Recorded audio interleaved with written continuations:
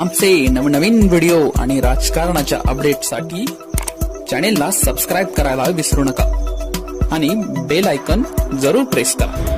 पुण्यातील कुख्यात गुंड शरद मोहोळ लग्नाच्या वाढदिवसादिवशीच कोणी मारले शरद मोहोळला? ज्यांच्यावर विश्वास ठेवला त्यांच्याकडूनच आयुष्याची अखेर होईल अशी पुसटशी कल्पनाही 1.5 दशक दहशत माजवणाऱ्या शरद मोहोळला आली नाही। पुण्यातील कुख्यात गुंड शरद मोहोळची आज दिवसाढवळ्या गोळ्या झाडून हत्या करण्यात आली। या घटनेने पुण्यासह राज्यात एकच खळबळ उडाली आहे।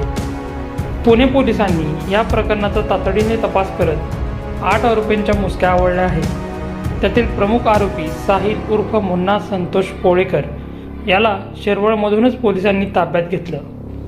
शरद मोहोळची हत्या कशी झाली हे आता समोर आले आहे। शरद मोहोळची सावली म्हणून वावरणाऱ्यांनीच त्याचा काटा काढला। ज्यांच्यावर विश्वास ठेवला त्यांच्याकडूनच आयुष्याची अखेर होईल पुसटशी कल्पना 1.5 दशक दहशत माजवणाऱ्या शरद मोहोळला आली नाही। शुक्रवार दिनांक 5 जानेवारी रोजी दुपारी शरद मोहोळ जेव्हा घरातून बाहेर पडला तेव्हा विठ्ठल गांडले, नितीन कानगुडे आणि साहिल पोळकर हे त्याचे साथीदार बॉडीगार्ड म्हणून त्याच्यासोबत चालायला लागले। पण आपले बॉडीगार्डच आपला थोड्याच वेळात शेवट करणार आहेत याची शरद मोहोळला पुसटशी देखील कल्पना आली नाही।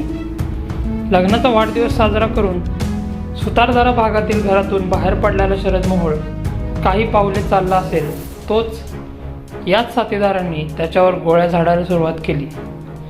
तिघांनी त्यांच्याजवळील पिस्तुलातील झाडलेल्या गोळ्यांपैकी 2 गोळ्या शरद मोहोळच्या मानेला लागल्या, एक छातीत तर एक गोळी शरद मोहोळच्या डोक्यात लागली। काही काळाच्या आतच पुण्याच्या गुन्हेगारी विश्वातील गेली 1.5 दशके दहशत असलेला शरद मोहोळ रक्ताच्या थाळत। शरद मोहोळला गोळ्या झाडणारे 3 मारेकरी त्याच्या आणखी एका साथीदारासह सुतारदारा भागातून पळाले। त्यांचे आणखी 4 साथीदार त्यांच्यासाठी एक स्विफ्ट कार आणि एक XUV गाडी घेऊन हजर होते। पुणे बेंगलोर राष्ट्रीय महामार्गावरून या 8 जणांनी सातारच्या दिशेतून पळायचं ठरवलं होतं।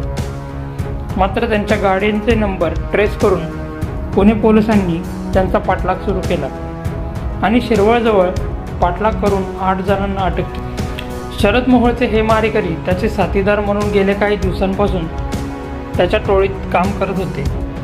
त्यातील साहिल पोळेकर हा तर हत्येच्या आधी काही वेळ शरद मोहोळच्या घरी त्याच्या लग्नाचा वाढदिवस साजरा करण्यात सहभागी होता। वरवर शरद मोहोळचे साथीदार असल्याचे दाखवणारे हे मारेकरी शरद मोहोळवर नाराज होते। विठ्ठल गांडले याच्यासोबत शरद मोहोळची मुळशी तालुक्यात जुनी भांडणे होती, तर साहिल पोळेकर याच्यासोबत देखील जमीन आणि पैशाच्या देवाणीघेवाणीतून वाद झाले होते। त्यातून त्यांनी शरद मोहोळच्या हत्येची योजना आखली आणि अतिशय थंड डोक्याने ती अंमलात आणली। गुन्हेगारी विश्वातून पुण्याच्या राजकारणात सक्रिय होण्याचे स्वप्न बघणाऱ्या शरद मोहोळला त्याच्याच बॉडीगार्डने त्याचं आयुष्य संपवलं।